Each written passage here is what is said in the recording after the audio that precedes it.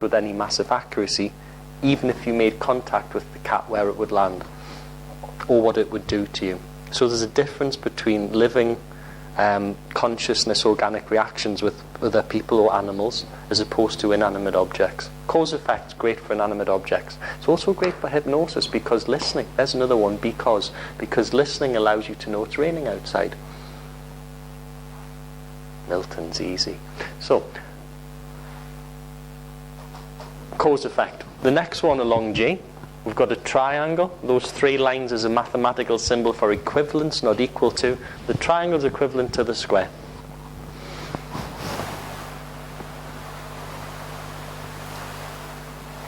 Breathing the way you are means you have the potential to learn even more.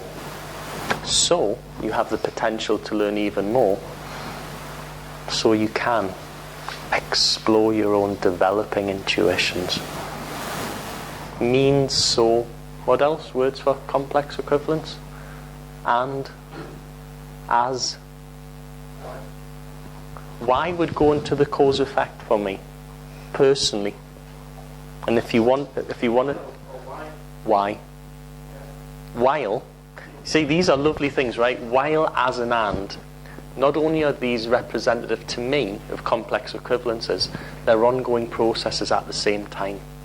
You say before is a cause effect. Before you start to learn this, you can ... Before is a split in time.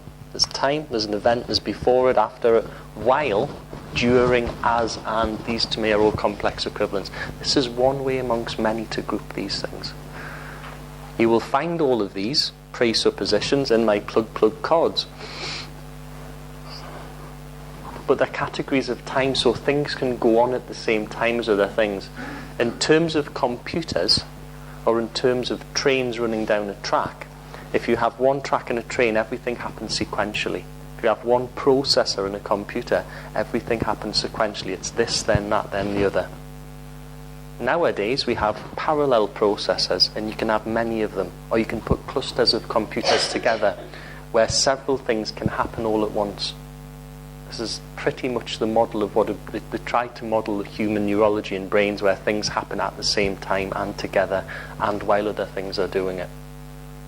This is the idea of as, while, when, during, continuating, at the same time, currently. Complex equivalence.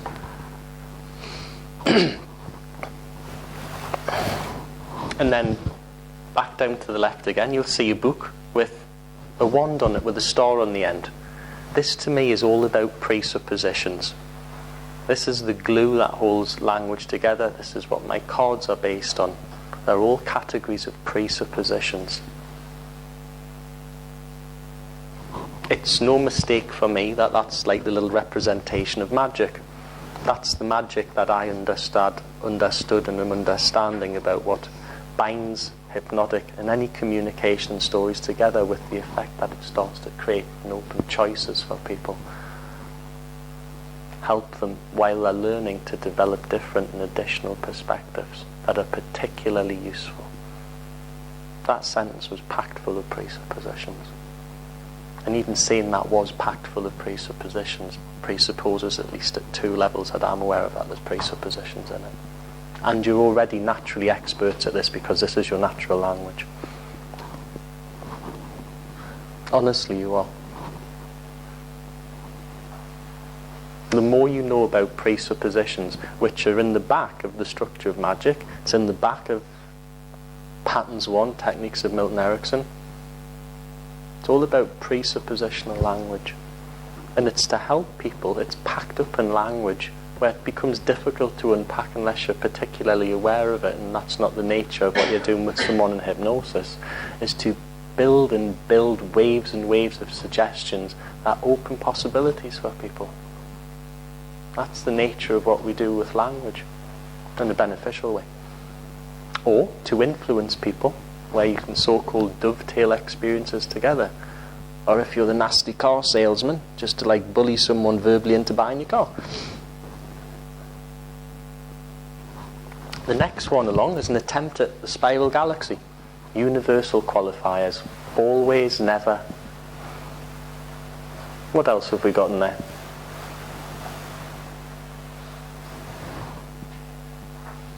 People. That's it, everybody. Everything. Everything, perfect.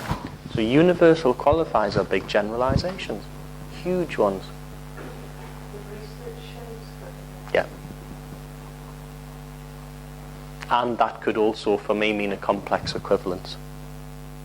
Or it could mean a cause effect.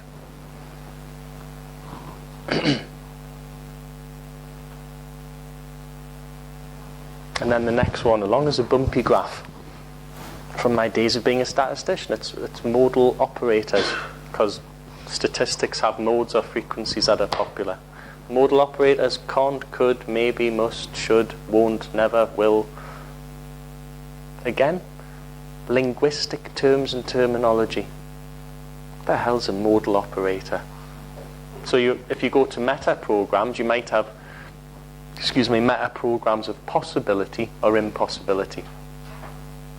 So modal operators of possibility, impossibility, necessity, cultural norms, should.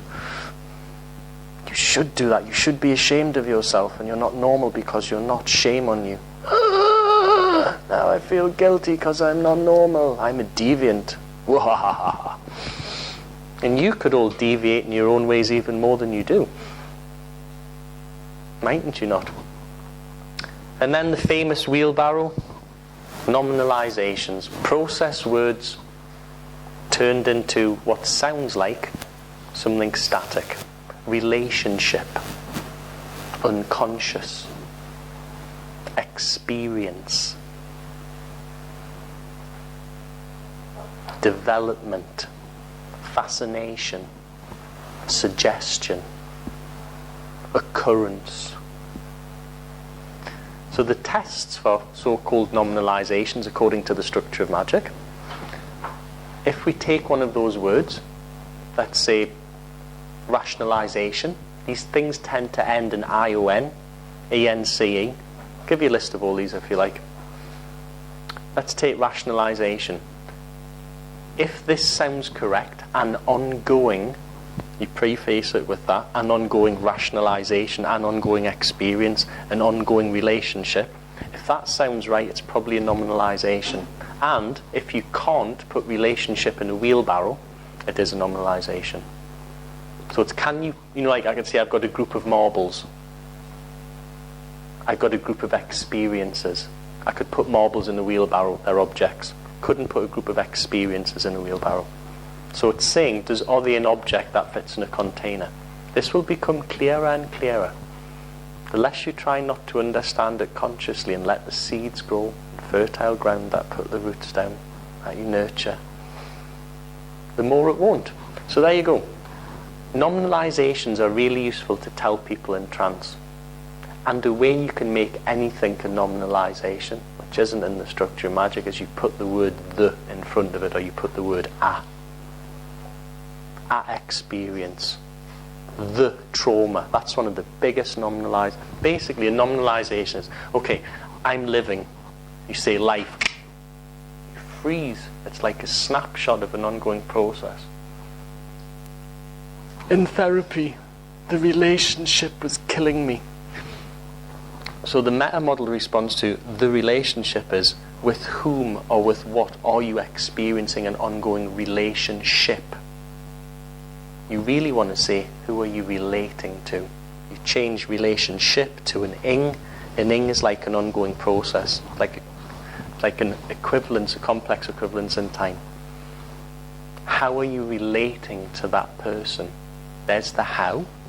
You go back to the epistemology. How do you know? As opposed from some snapshot in time, relationship shit. How are you relating to that person, and what specific example are you referring to? So it's very useful in trance to go the other way. Your realization.